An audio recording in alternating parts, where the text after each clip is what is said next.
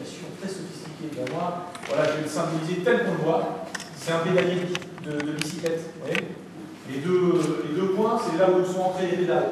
En clair, j'exerce une force. Quand elle a atteint son apogée, la force, elle se transforme en souplesse.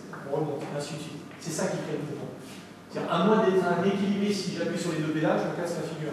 Si j'appuie pas sur les deux pédales, je me casse aussi la figure. Ce qui donne le mouvement, c'est l'alternance du plein et du vide. Et quand c'est au maximum de sa force, quand la jambe est tendue, c'est peluche, hein. Ça lave plus blanc que blanc, c'est quoi? C'est transparent. Quand la force est au maximum, on ne peut que se relâcher. On ne peut que se relâcher. Donc comment on utilise ça en tai chi? On dit 1 gramme de déplacer une tonne. C'est quand il a exercé sa force au maximum, il est obligé de se relâcher. C'est au moment où il se relâche que j'interviens. Donc c'est une question de timing ou de sensation. Soit je le vois, soit je le sens. Voilà. Après, c'est bien sûr de l'expérience et puis de la répétition. Évidemment, ça ne s'expérimente pas seulement comme ça. Donc voilà les principes d'une tonne, enfin d'un gramme qui déplace une tonne. En même temps, physiquement, c'est facilement réalisable. À un moment, je dois faire plein de bouquins, entre autres un autre sur le tai chi. Et pour expliquer un peu tout ça, je voulais, à grand renfort de dessin, parfois un discours c'est mieux par des dessins. C'est comme si c'est un effet domino dans le corps. Je mets un domino d'un gramme qui déplace d'un kilo, qui déplace un de 3 kilos, et ainsi de suite, et ainsi de suite. Et une fois, je vois à la télé, dans une émission, c'est un peu comme c'est pas sorcier, un truc comme ça, où on voit cette expérience en fait avec des plots en béton, hein, en fait, tout simplement. Et il y a un mur en face qui fait pas une tonne, mais vraiment un truc énorme. Je peux essayer de le renverser, je peux y arriver au prix combien d'efforts. Et puis il y a simplement, voilà, il y a un demi là, je fais un coup de pompe devant, hop, pim, pam, pam, pam, pam, pam, pam, pam, pam, pam, pam, boum, et ça tombe. Au coup, ça tombe. C'est-à-dire, en fait, le déplacement va entraîner dans son élan, c'est cinétique, hein, il y a de l'espace. Donc, en fait, la métaphore est la suivante.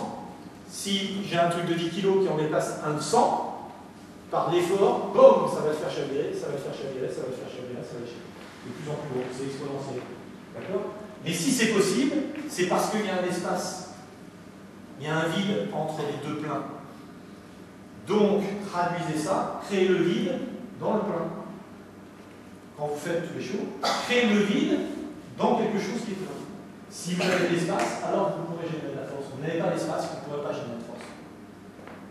Créez-vous, s'il n'y en a pas, il faut en créer de l'espace. C'est super important. En quelque sorte, comme on dit, dans le langage commun, quand on est assiégé par les problèmes, prends du.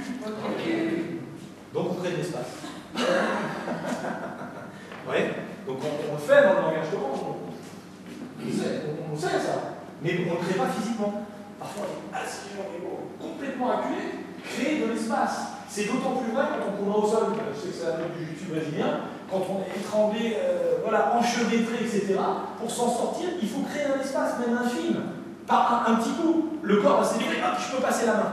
Et ça me permet de me libérer. Créer un espace. Si vous ne créez pas d'espace, vous êtes mort. Hein? Vous voyez ce que je veux dire? Donc c'est important. Et dans tous les choses, c'est tout ça qui se joue.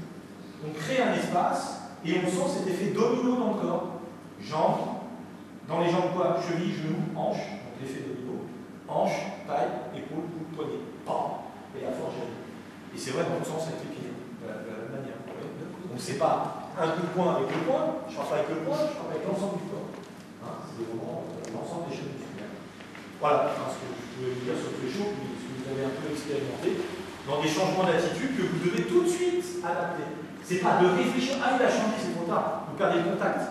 Donc c'est dangereux, vous laissez un espace, alors, créer un espace, prenez-le dans les deux sens. Hein. Quand je vous parle de yin-yang, c'est je suis acculé, je prends du recul, je crée de l'espace. D'accord? Si je ne veux pas lui laisser de répit, qu'est-ce que je fais? Je romps l'espace. D'accord?